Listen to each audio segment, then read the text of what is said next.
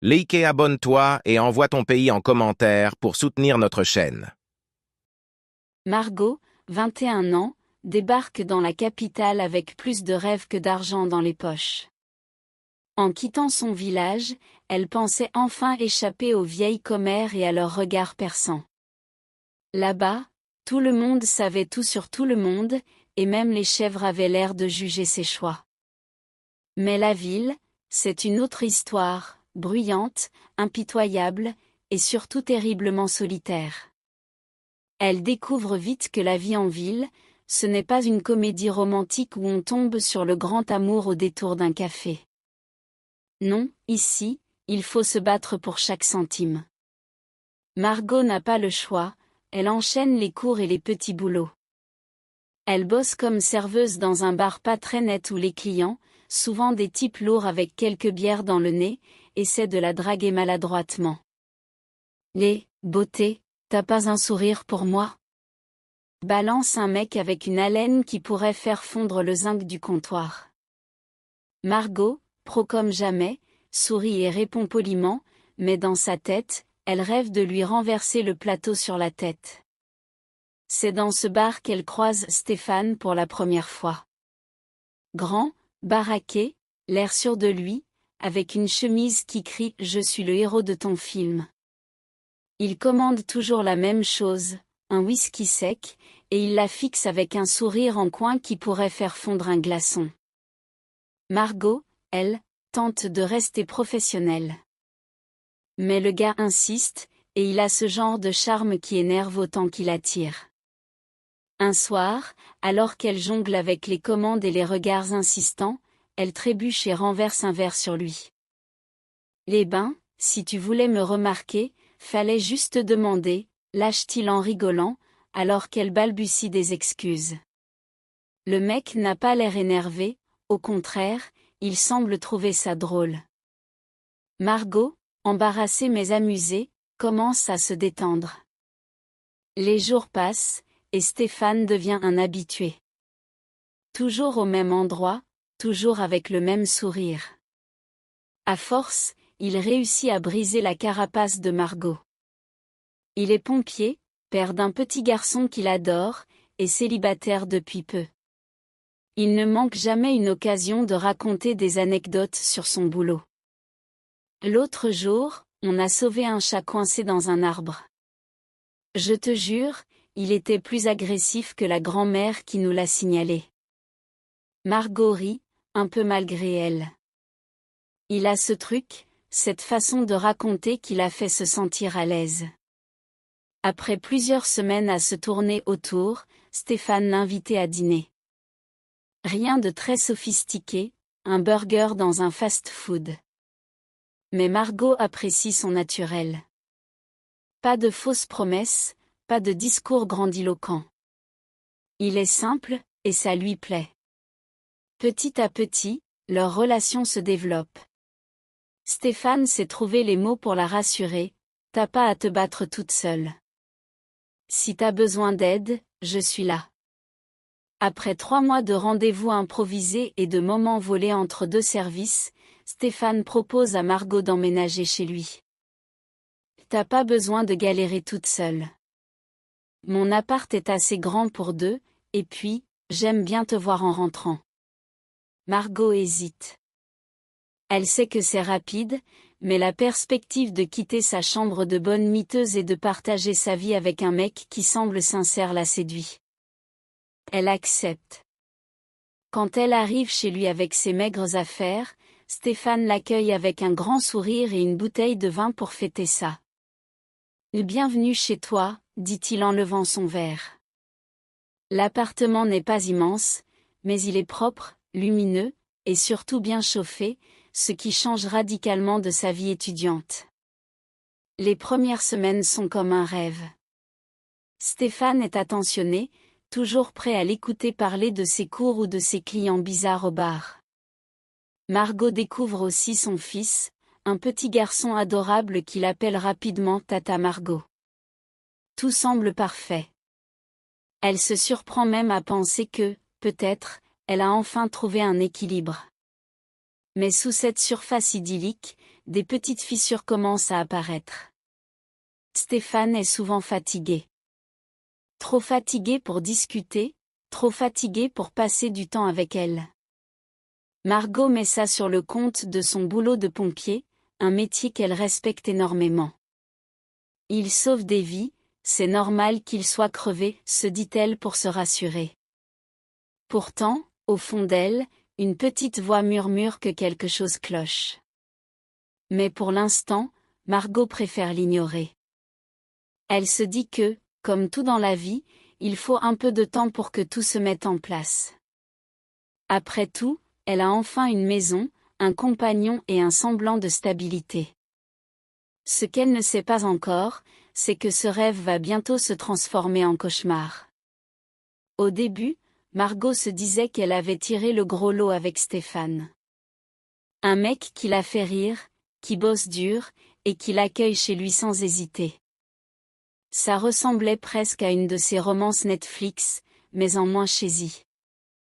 Enfin, ça, c'était jusqu'à ce que la réalité frappe à la porte, ou plutôt jusqu'à ce que l'odeur étrange entre par la porte avec Stéphane.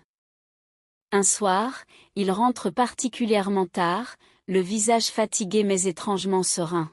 « Une dure journée ?» demande Margot, un sourire compatissant sur le visage. « Ouais, je suis passée à la salle de sport après le boulot.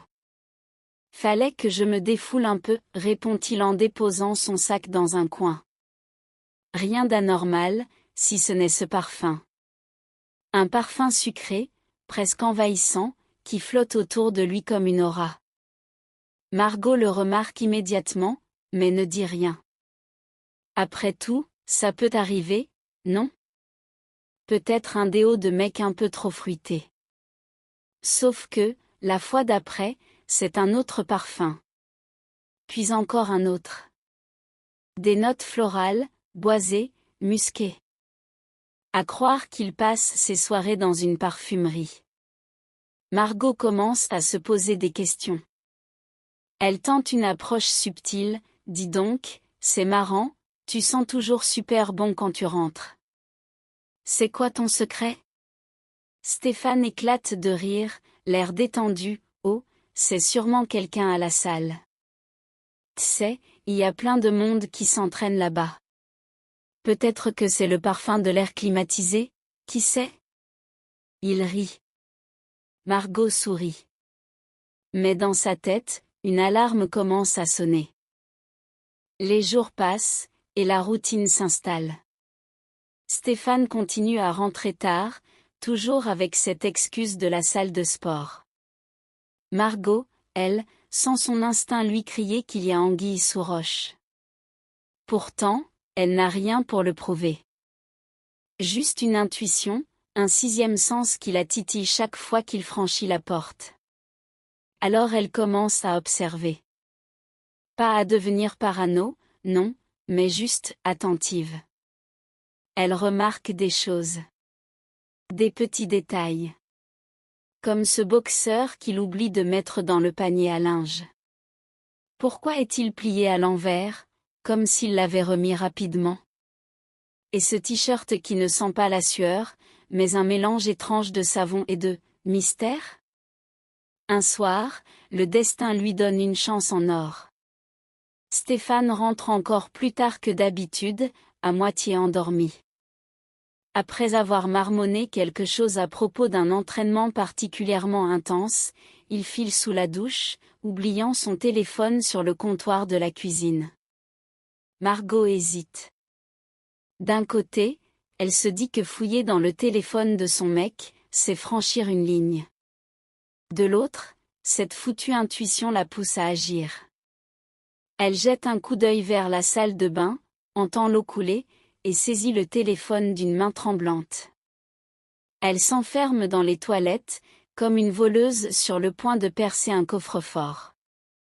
Elle ouvre l'écran, le code est facile, 0000. Pas très original, murmure-t-elle, un peu nerveuse. Elle commence à fouiller. Au début, rien. Juste des conversations banales, des messages à ses collègues. Mais ensuite, Elle tombe sur WhatsApp. Là, c'est une autre histoire. Des groupes de discussion aux noms étranges, les coquines du mardi, Gym Lovers, et d'autres encore plus explicites. Elle clique sur l'un d'eux. Bam! En pleine figure. Des photos explicites, des emojis en forme de pêche et d'aubergine, des messages qui commencent par « coucou bébé » et finissent par des descriptions détaillées de ce qu'il a envie de faire. Margot sent son cœur s'arrêter. Elle scrolle frénétiquement, découvrant des conversations avec des dizaines de femmes. Elles sont toutes là, comme une galerie d'horreur, des jeunes filles à peine sorties du lycée, des femmes mûres, des inconnus avec des pseudos aguicheurs. Elle tombe même sur des messages avec des cœurs rouges et des « je t'aime » envoyés à une certaine Laura il y a à peine 3 jours. Margot pose le téléphone sur ses genoux, les mains tremblantes. Elle sent une boule se former dans son estomac. C'est comme si elle regardait un film d'horreur où le monstre, c'est l'homme qu'elle aime. Elle aurait envie de pleurer, de crier, mais elle reste là, pétrifiée. Comment a-t-elle pu ne rien voir? Comment a-t-elle pu être si aveugle? Pendant 2 ans, elle a cru vivre une belle histoire, mais la vérité, c'est qu'elle partageait son homme avec une dizaine d'autres femmes. Elle entend Stéphane sortir de la douche. Elle se lève en panique, remet le téléphone exactement où il était, et s'effondre sur le canapé comme si de rien n'était. Quand Stéphane revient, il lui lance un regard rapide et se sert un verre d'eau. « Bonne nuit, ma chérie » dit-il avant de disparaître dans la chambre. Margot ne répond pas. Elle reste là, fixant un point invisible sur le mur. Cette nuit, elle ne dormira pas. Cette nuit, elle comprendra que son intuition avait raison depuis le début, l'homme avec qui elle vit n'est qu'un salaud menteur. Et ce n'est que le début de son cauchemar. Margot n'a pas fermé l'œil de la nuit. Elle est restée sur le canapé, les bras croisés, le regard fixe et une furieuse envie de tout casser. Elle passe en revue chaque message qu'elle a lu, chaque émoji douteux, chaque photo qui lui a fait grincer des dents. Coucou bébé? Ma petite fraise? Sérieusement? Et cette Laura, avec ses cœurs rouges partout, elle n'avait pas une autre couleur à choisir? Margot bouillonne. Elle est à 2 doigts d'attraper une poêle et de régler ses comptes à l'ancienne. Quand Stéphane se lève, il ne remarque rien. Il bâille, se gratte le torse comme un ours mal léché et marmonne un « Salut ma chérie » sans même la regarder. Margot, elle, le dévore des yeux. Pas avec amour, non. Avec une colère froide qui pourrait couper un rocher en 2. Elle décide de jouer la carte du calme. Pas question de tout balancer tout de suite. Elle veut choisir le moment parfait pour frapper, et ce moment arrive plus vite qu'elle ne le pensait. Le soir même, Stéphane rentre, comme d'habitude, avec son éternel « j'étais à la salle de sport ». Margot, assise dans le salon, l'accueille avec un sourire tellement forcé qu'on pourrait croire qu'elle prépare un coup tordu. Elle attend qu'il pose son sac, qu'il s'installe, et puis, bam, elle lâche la première bombe. Là alors, la salle de sport, c'était bien, demande-t-elle, l'air innocent. Stéphane, pas méfiant pour un sou, répond en haussant les épaules, ouais, comme d'hab. Squat, pompe, tout ça. Margot fronce les sourcils. C'est drôle, parce que je pensais que les squats se faisaient avec des haltères, pas avec Laura, Sandra, et, oh, c'est quoi son nom déjà? Ah oui, Béatrice. Le visage de Stéphane passe instantanément du beige au blanc. Il reste figé, comme un gamin pris en flagrant délit de voler des bonbons. « De quoi tu parles ?» demande-t-il, sa voix trahissant une panique grandissante. Margot ne répond pas. Elle sort son téléphone, ouvre WhatsApp, et balance l'écran devant son nez. Ça, c'est toi en train de promettre une nuit torride à une femme qui pourrait être ta grand-mère. Tu m'expliques où je continue? Stéphane panique. Il se lève, s'assoit, se relève. On dirait un pingouin sur une patinoire. Puis il tente la carte de l'émotion. Il tombe à genoux devant Margot, les larmes aux yeux. Je suis désolé. Je suis malade, Margot, je sais pas ce qui m'arrive. C'est comme une addiction. Il commence à pleurer bruyamment, à se frapper la poitrine comme s'il auditionnait pour un drame shakespearien. Margot le regarde, incrédule. Elle hésite entre rire et lui jeter une chaussure à la figure. « Tu te fous de moi, là ?» dit-elle, croisant les bras. Mais Stéphane continue son cirque. Il se roule par terre, implore son pardon, et finit par crier « Je t'aime, Margot. Tu es la femme de ma vie. » À ce moment-là, elle éclate de rire. Pas un rire joyeux, non. Un rire nerveux, un peu hystérique, comme si son cerveau ne savait plus quoi faire de cette absurdité. T'aimer? T'aimer, alors que tu m'as trompé avec plus de femmes que je n'ai de paires de chaussettes? Tu te fiches de moi, Stéphane? Soudain, le ton change. Stéphane, voyant que son numéro de théâtre ne fonctionne pas, se lève. Son visage devient sombre, ses yeux se remplissent de colère. Tu crois que tu peux me parler comme ça? Moi, je t'ai accueilli chez moi, je t'ai aidé, et c'est comme ça que tu me remercies? Margot le fixe, bouche bée. Là attends, c'est toi qui me trompes et c'est moi qui devrais me sentir coupable? T'es sérieux? Et là, il sort le grand jeu. Il s'approche d'elle, le regard menaçant. Si tu oses me quitter, Margot, je te retrouverai. Peu importe où tu iras, je te traquerai. Comme un animal. Et crois-moi, tu ne voudras pas voir ce qui se passe si je te retrouve. Margot recule, le cœur battant. Elle réalise que ce n'est plus le Stéphane qu'elle connaissait. Ce n'est plus le mec drôle et protecteur qu'elle a rencontré dans ce bar. Non, ce mec-là est un prédateur. Et elle est sa proie. Stéphane quitte la pièce en claquant la porte, la laissant seule dans le salon. Margot reste figée, comme si le sol venait de se dérober sous ses pieds. Elle sent une boule se former dans son ventre, une peur glaciale qui s'installe. Mais au milieu de cette peur, une autre émotion commence à émerger.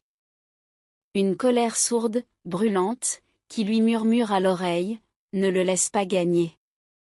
Ce soir-là, Margot prend une décision. Elle ne sait pas encore comment, ni quand, mais elle sait une chose, Stéphane paiera pour ce qu'il lui a fait. Et cette fois, ce ne sera pas elle qui pleurera. Margot avait toujours cru qu'elle était forte, qu'aucune tempête ne pourrait jamais la faire flancher. Mais cette nuit-là, après la confrontation explosive avec Stéphane, elle réalisa que sa force n'était pas suffisante. Pas pour ce genre de cauchemar. Elle passa une nuit blanche, enchaînant les scénarios dans sa tête. Et si je le quittais demain? Et s'il mettait ses menaces à exécution? Chaque pensée était une impasse, un labyrinthe sans issue.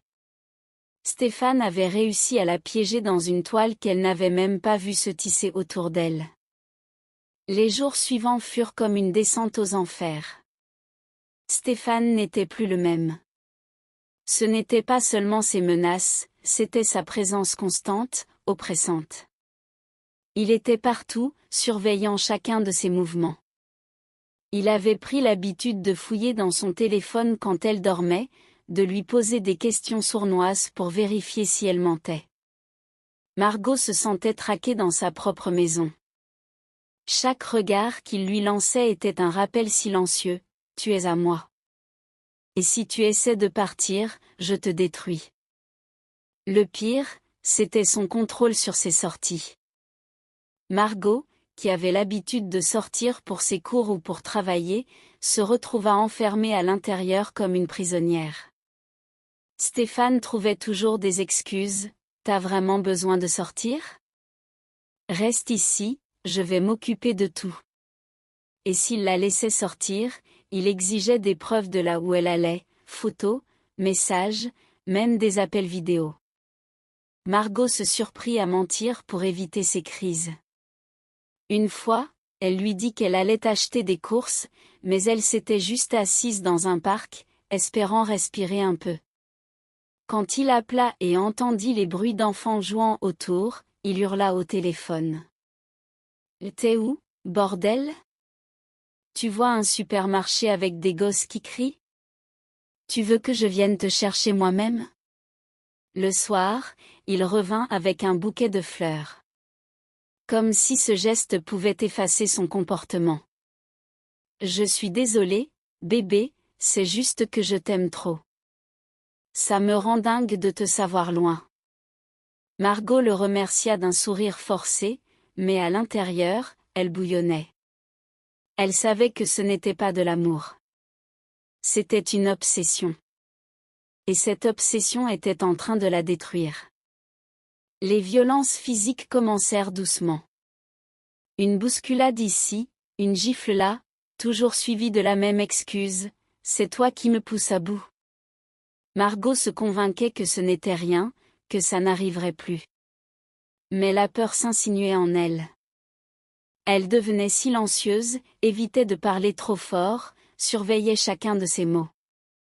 Elle avait l'impression de marcher sur des œufs en permanence. Et pourtant, malgré tout cela, une partie d'elle refusait de céder. Chaque soir, alors qu'elle fixait le plafond, elle pensait à une seule chose, « Je dois m'en sortir. Peu importe comment, je dois m'en sortir. » Une nuit, elle eut une idée. Une idée folle, dangereuse, mais qui pourrait fonctionner. Elle se leva discrètement, sortit un carnet et un stylo, et commença à écrire. Ce n'était pas une lettre de suicide, non. C'était un plan. Un plan pour reprendre le contrôle. Si je reste là, je vais mourir, d'une façon ou d'une autre, se dit-elle. Alors, elle commença à lister ses options. Mais à chaque idée, elle trouvait un obstacle. La police? Il ne croirait jamais son histoire, surtout sans preuve. Ses amis? Stéphane les avait déjà éloignés d'elle, insinuant qu'il ne voulait que profiter d'elle. Mais une idée persistait, frapper là où ça ferait le plus mal. Stéphane pensait avoir tout le pouvoir. Margot décida qu'elle allait le lui arracher, morceau par morceau. Un jour, elle trouva une opportunité. Stéphane avait laissé traîner son ordinateur portable, avec son compte WhatsApp connecté. Margot savait que c'était risqué, mais elle ne pouvait pas laisser passer ça. Pendant qu'il dormait, elle ouvrit les conversations. Ce qu'elle découvrit la révolta encore plus que tout ce qu'elle avait vu sur son téléphone. Il n'était pas seulement un infidèle, il était un prédateur. Des messages obscènes envoyés à des filles à peine majeures, des photos qu'il avait reçues et conservées. Margot sentit la bile monter dans sa gorge. Elle aurait pu tout imprimer, tout garder comme preuve. Mais non. Elle ne voulait pas simplement l'exposer. Elle voulait le détruire. Elle passa le reste de la nuit à réfléchir à la meilleure façon de faire. Ses mains tremblaient, son cœur battait à tout rompre. Elle savait qu'elle ne pouvait pas se permettre de flancher. Margot commença à cacher des choses. Des petits détails, mais qui pourraient lui servir plus tard. Un couteau de cuisine, dissimulé derrière un meuble. Une petite boîte de somnifères, qu'elle avait discrètement achetée dans une pharmacie. Elle observait Stéphane comme un prédateur observe sa proie, attendant le moment parfait pour frapper. Chaque jour, elle jouait le rôle de la petite amie soumise, souriant quand il rentrait, riant à ses blagues stupides. Mais à l'intérieur, elle comptait les jours. Un soir, alors qu'ils étaient assis à table, Stéphane lui lança un regard suspicieux. T'as changé, toi. T'es trop calme. T'es pas en train de me préparer un coup, hein? Margot éclata de rire, un rire si naturel que même elle fut impressionnée. Un coup? Mais bien sûr, Stéphane. Je vais t'empoisonner avec ce riz que j'ai fait cuire. C'est pour ça qu'il est si bien assaisonné. Il rit, secouant la tête. T'es vraiment cinglé parfois. Margot sourit. Si seulement il savait. Ce soir-là, elle se coucha avec une seule pensée en tête, bientôt. Très bientôt. La violence atteignit son paroxysme un jeudi soir. Stéphane, ivre, lui attrapa le bras et la traîna dans le salon, hurlant qu'elle avait regardé un autre homme dans la rue. Margot, terrifiée mais calme, ne répondit rien. Elle attendit qu'il se fatigue, qu'il relâche sa prise. Quand il s'endormit sur le canapé, elle resta debout dans l'obscurité, ses mains crispées en poing. C'était la goutte de trop. Elle ne pouvait plus attendre. Son plan devait être exécuté. Dans cette nuit silencieuse, Margot fit le serment de ne plus jamais être une victime. Pas de lui, pas de personne. Et elle savait exactement comment s'assurer que Stéphane ne menace plus jamais qui que ce soit. Ce qu'elle préparait allait être radical, brutal, et sans retour possible. Elle n'avait plus peur. Elle était prête. Le plan de Margot était aussi audacieux qu'irréversible. Cette nuit-là, après avoir essuyé la énième humiliation de Stéphane, elle s'était levée avant l'aube, décidée à ne plus attendre. Chaque pas qu'elle faisait dans l'appartement silencieux résonnait dans son esprit comme une alarme, mais elle refusait de céder à la peur. Ce qu'elle s'apprêtait à faire n'était pas seulement pour elle, c'était pour toutes les femmes que Stéphane avait trahies, manipulées et détruites. Elle commença sa journée en préparant un repas spécial. Pas un simple dîner. Non, elle voulait que ce soit parfait. Une soupe mijotée, parfumée, réconfortante, le genre de plat qui ferait baisser la garde de n'importe qui. Margot ajouta un ingrédient secret, des somnifères.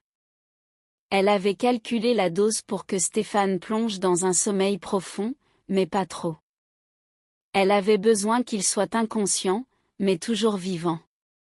Elle voulait qu'il se réveille pour découvrir ce qu'elle lui avait fait. Le soir venu, tout était prêt. Margot avait nettoyé l'appartement, allumé quelques bougies, et même mis une musique douce. Elle voulait que Stéphane pense que c'était une tentative de réconciliation. Il n'y verra que du feu, murmura-t-elle en ajustant la table. Stéphane rentra comme à son habitude, l'air fatigué mais satisfait de sa journée. Ça sent bon ici, lança-t-il en posant son sac. Margot, tout sourire, l'invita à s'asseoir. Je me suis dit qu'on pourrait passer une soirée tranquille. Juste toi et moi, dit-elle en versant la soupe dans un bol. Stéphane, visiblement surpris par ce changement d'attitude, sourit en retour. T'es adorable, Margot. T'es la meilleure. Margot lui tendit le bol, masquant sa colère derrière un masque d'affection. Allez, mange pendant que c'est chaud. Il attaqua la soupe avec appétit, complimentant chaque bouchée. Franchement, je sais pas ce que t'as mis dedans, mais c'est incroyable. Margot hocha la tête, se mordant l'intérieur des joues pour ne pas éclater de rire. Si seulement il savait. Quelques minutes plus tard, ses paupières commencèrent à s'alourdir. PFF, je sais pas ce que t'as fait, mais ça m'a assommé, marmonna-t-il avant de s'effondrer sur la table, la tête dans les bras. Margot attendit quelques minutes pour s'assurer qu'il dormait profondément. Puis, elle passa à l'action. Avec une force qu'elle ne se connaissait pas, elle traîna Stéphane jusqu'au salon et l'attacha solidement à une chaise. Corde, scotch, tout y passa. Stéphane ressemblait à un rôti de boucherie, et Margot ne put s'empêcher de sourire face à l'ironie de la situation. Elle se rendit ensuite à la cuisine, ouvrit un tiroir, et sortit le couteau qu'elle avait soigneusement préparé. C'était un couteau bien aiguisé, celui qu'elle utilisait rarement, réservé aux grandes occasions. « Et si ça, c'est pas une grande occasion ?» murmura-t-elle en le testant sur le bord de l'évier. En revenant dans le salon, elle sentit son cœur s'accélérer. Stéphane était là, vulnérable, endormi, sans la moindre idée de ce qui allait se passer. Margot s'approcha de lui, prit une profonde inspiration, et d'un geste précis, trancha son pénis. Une explosion de sang éclaboussa ses mains, mais elle ne s'arrêta pas. Elle tenait l'objet de sa vengeance dans ses mains tremblantes. Eh ben, voilà. Pas si impressionnant que ça, finalement, dit-elle en ricanant nerveusement. Elle plaça le morceau dans une casserole, ajouta des épices, des légumes, et le mit à mijoter. Ce n'était pas seulement un plat, c'était une œuvre d'art macabre, un symbole de tout ce qu'elle avait enduré. Mais Margot ne comptait pas s'arrêter là. Elle voulait que Stéphane souffre non seulement physiquement, mais aussi émotionnellement.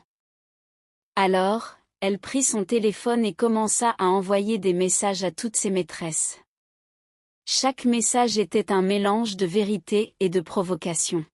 « Coucou, c'est Margot, la petite amie officielle de Stéphane.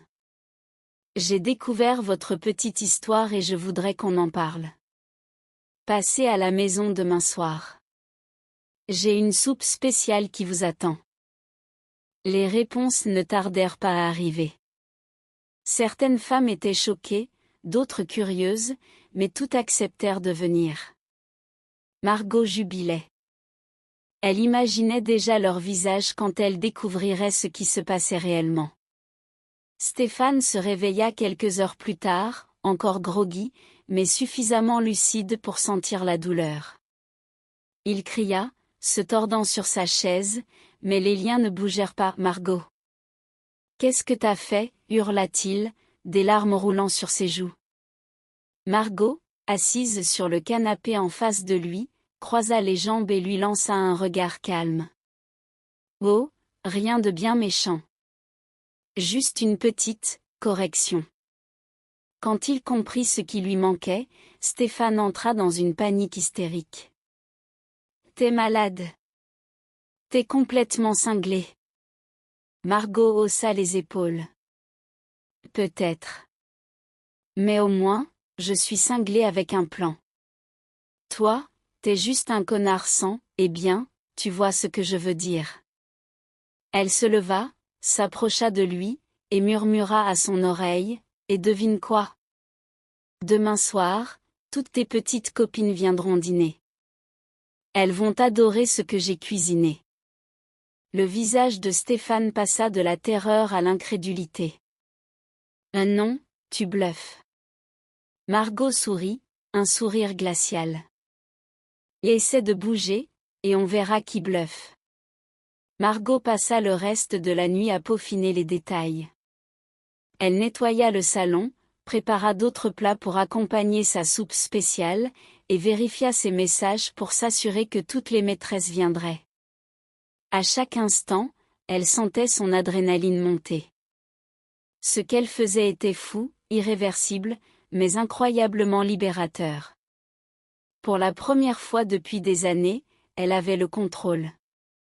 Quand l'aube se leva, Margot regarda Stéphane, toujours attaché, et lui lança, « Tu sais, Stéphane, j'espère que t'es prêt pour ta grande soirée. Parce que moi, je suis prête. » Puis, elle se tourna vers la casserole, souleva le couvercle, et inspira profondément. L'homme. Ça sent presque le karma. Le grand soir était enfin arrivé. Margot avait passé la journée à finaliser son plan avec une précision chirurgicale. Chaque détail comptait, la table était impeccablement dressée, les assiettes alignées comme pour une cérémonie funéraire. Mais ce n'était pas une simple réunion. Non. Ce dîner allait être un chef-d'œuvre de vengeance. Margot, vêtue d'une robe simple mais élégante, se regarda une dernière fois dans le miroir. T'as l'air d'une hôtesse parfaite. Enfin, presque, murmura-t-elle en ajustant ses cheveux. Dans le salon, Stéphane était toujours attaché, les yeux fous de terreur. Il avait arrêté de crier, mais son regard suffisait à exprimer toute l'horreur qu'il vivait. Margot lui adressa un sourire glacial. « T'inquiète pas, mon chéri.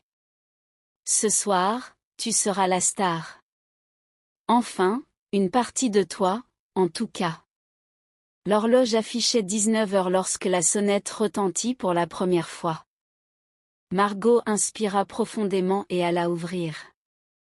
La première invitée était une jeune femme blonde, visiblement nerveuse.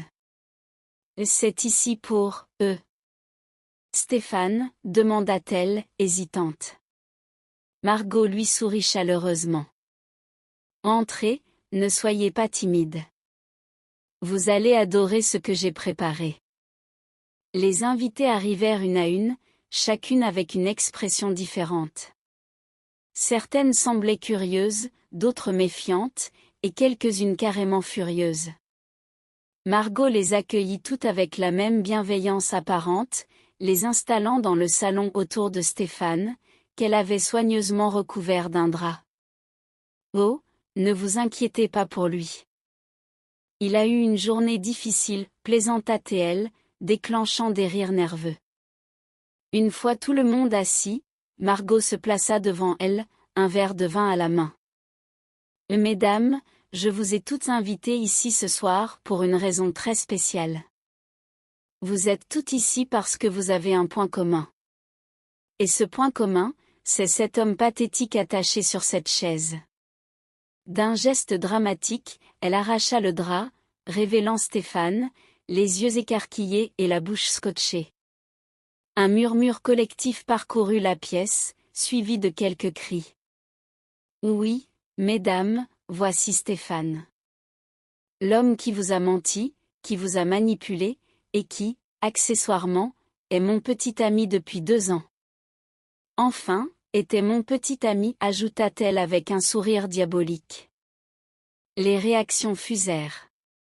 Une femme éclata de rire. « Oh mon Dieu, ce qu'on m'a dit qu'il était célibataire. » Une autre, plus âgée, se leva brusquement. « Il m'a promis qu'il quitterait sa copine pour moi. » Les émotions montaient, mais Margot leva une main pour demander le silence. « Attendez, mesdames, ce n'est pas tout. J'ai une petite surprise pour vous. » Elle retourna à la cuisine et revint avec une grande soupière fumante.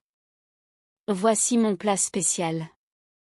Une soupe unique, faite avec amour et un ingrédient secret. » Elle commença à servir les convives, qui, malgré la situation, étaient intrigués. L'arôme de la soupe emplit la pièce, et une par une, elles commencèrent à manger. « Délicieux, » murmura une femme en trempant son pain dans le bouillon. « C'est quoi l'ingrédient secret ?» Margot posa sa cuillère, se redressa et fixa chaque convive dans les yeux avant de répondre calmement, « L'ingrédient secret, c'est son pénis. » Un silence glacial s'abattit sur la pièce. Puis, comme une vague, les réactions explosèrent. Une femme cracha sa soupe en criant, une autre s'effondra sur le sol en riant hystériquement, et une troisième fixa Margot avec un mélange de choc et de fascination. « T'es sérieuse ?» demanda-t-elle, incrédule. « Absolument, » répondit Margot, impassible. « Il m'a trompée, il vous a trompé, et je voulais m'assurer qu'il comprenne ce que ça fait de perdre, eh bien, ce qu'il utilisait le plus. » Stéphane, qui avait suivi toute la scène sans pouvoir intervenir, commença à hurler à travers le scotch. Margot, agacée, se pencha vers lui. « Oh, ferme-la, Stéphane. C'est pas comme si t'en avais encore besoin. » Une invitée éclata de rire, mais l'ambiance générale était désormais électrique. Certaines femmes se disputaient, d'autres essayaient de comprendre si Margot plaisantait ou non. Margot savait que la soirée prenait une tournure irréversible. Mais elle était prête. Elle voulait que la vérité éclate, coûte que coûte. L'atmosphère dans la maison de Margot était électrique. Le chaos avait remplacé la simple tension, et le salon ressemblait maintenant à la scène d'un mauvais thriller mélangé à une comédie noire.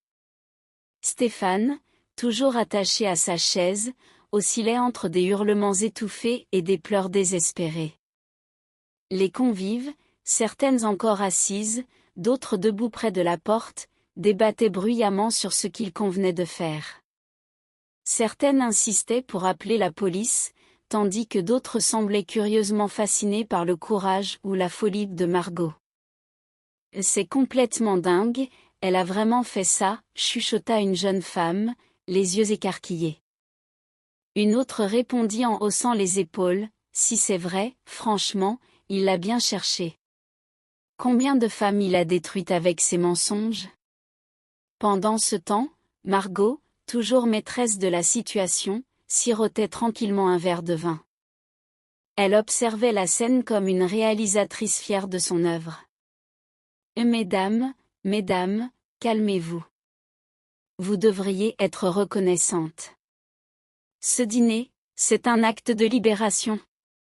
Une déclaration d'indépendance. Vous avez goûté à la soupe, maintenant savourez la justice. » C'est à ce moment précis que des coups retentirent à la porte. Margot posa son verre avec un calme déconcertant. « Là, voilà nos invités spéciaux. Le timing est parfait. » Elle se leva, rajusta sa robe et marcha vers la porte. En l'ouvrant, elle trouva deux policiers visiblement perplexes, alertés par l'un des convives. « Bonsoir, messieurs, » dit Margot avec un sourire éclatant. « Vous arrivez pile à l'heure pour le dessert. Une petite assiette ?» Les policiers, déjà sur leur garde, échangèrent un regard. « On nous a signalé une situation inhabituelle. Vous pouvez nous expliquer ce qui se passe ici ?» Margot les invita à entrer d'un geste théâtral. « Entrez donc, je vous en prie. Je vais tout vous raconter.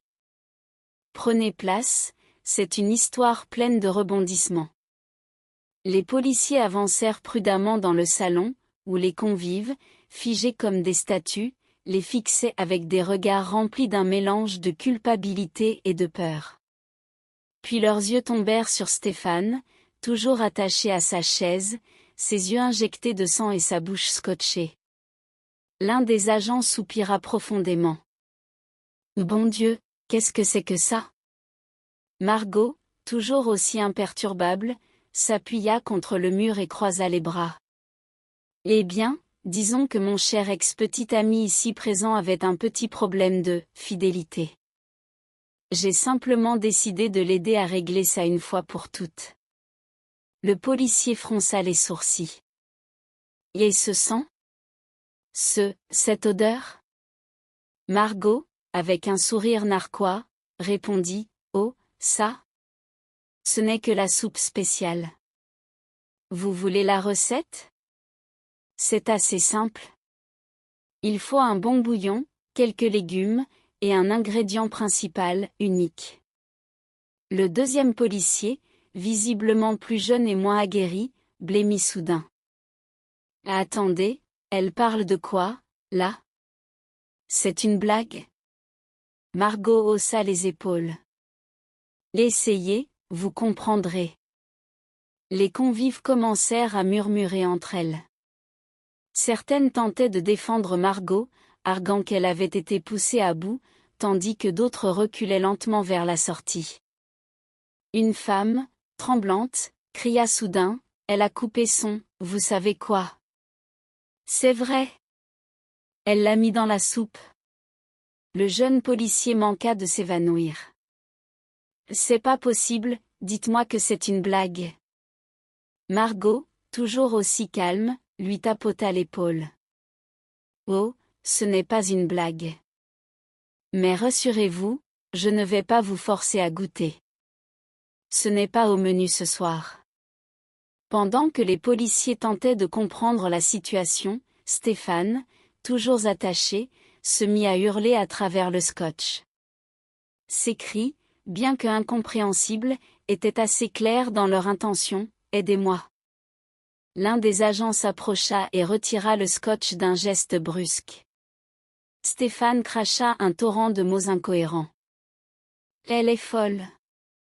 Elle m'a coupé. Elle m'a cuisiné. Arrêtez-la. » Le policier se tourna vers Margot, incrédule.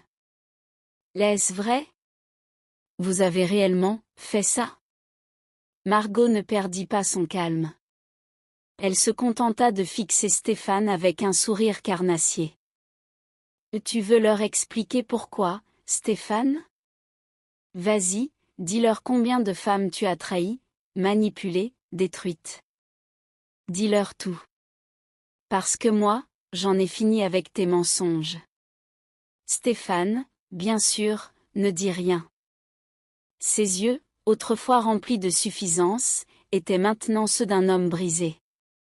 Il savait qu'il avait perdu, non seulement son bien le plus précieux, mais aussi sa réputation, probablement, le peu de dignité qui lui restait.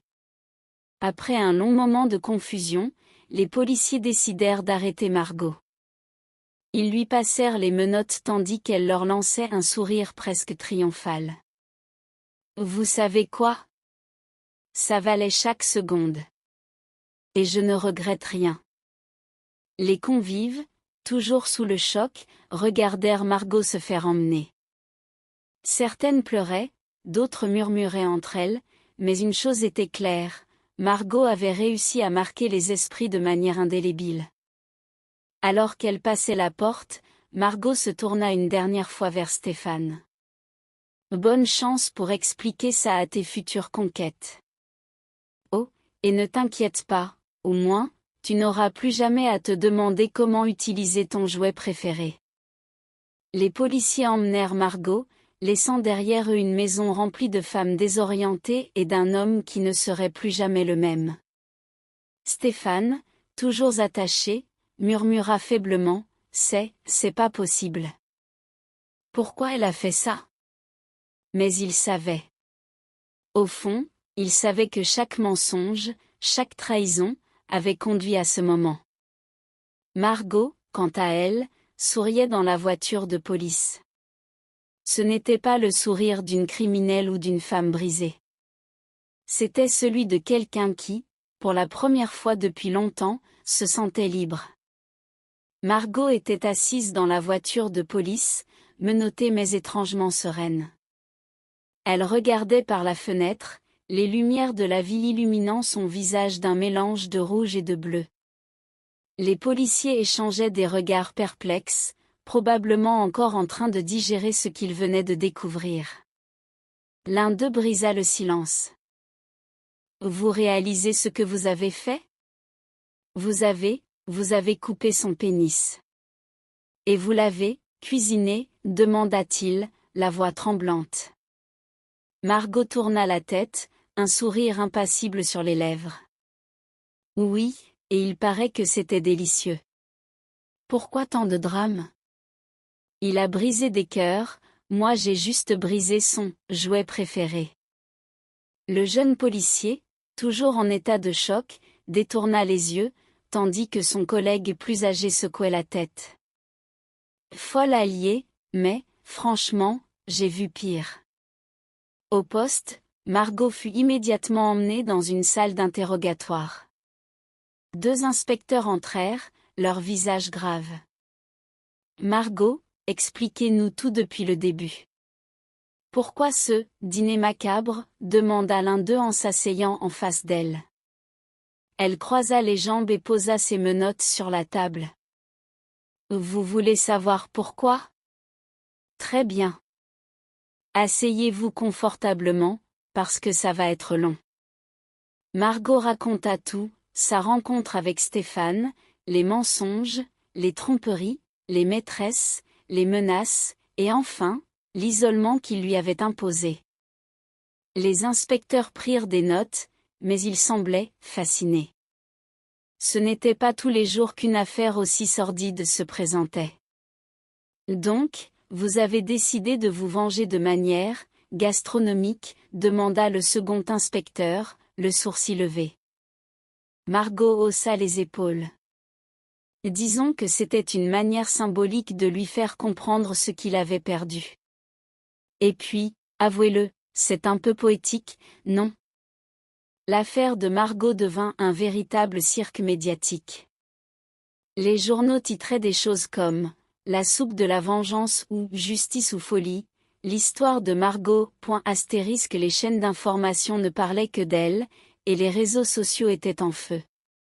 Certains la voyaient comme une héroïne féministe, une sorte de Jeanne d'Arc moderne, tandis que d'autres la qualifiaient de psychopathe dangereuse.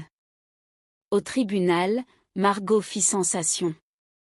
Elle arriva vêtue d'un tailleur sobre mais élégant, le visage calme et déterminé. Lorsque le juge lui demanda si elle regrettait ses actions, elle répondit sans hésiter, « Non, votre honneur. Je regrette seulement de ne pas l'avoir fait plus tôt. » Le témoignage de Stéphane, quant à lui, était un mélange de larmes et de gémissements.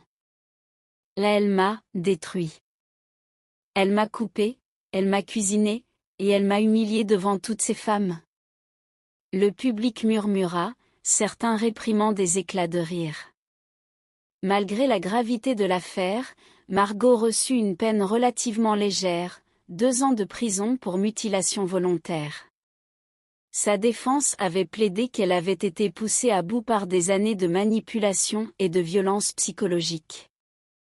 Le juge, probablement influencé par l'opinion publique, opta pour la clémence. Margot s'adapta rapidement à la vie derrière les barreaux. Avec son charisme naturel et son histoire déjà légendaire, elle devint une figure respectée parmi les autres détenus. Certaines la surnommaient la chef, en hommage à son acte de vengeance culinaire.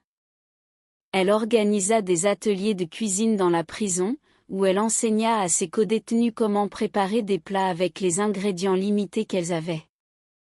Un jour, une nouvelle détenue lui demanda timidement, « C'est vrai que t'as vraiment cuisiné, son truc ?» Margot sourit, un éclat malicieux dans les yeux. « Oh, chérie, tu ne crois pas tout ce que tu lis dans les journaux, n'est-ce pas ?»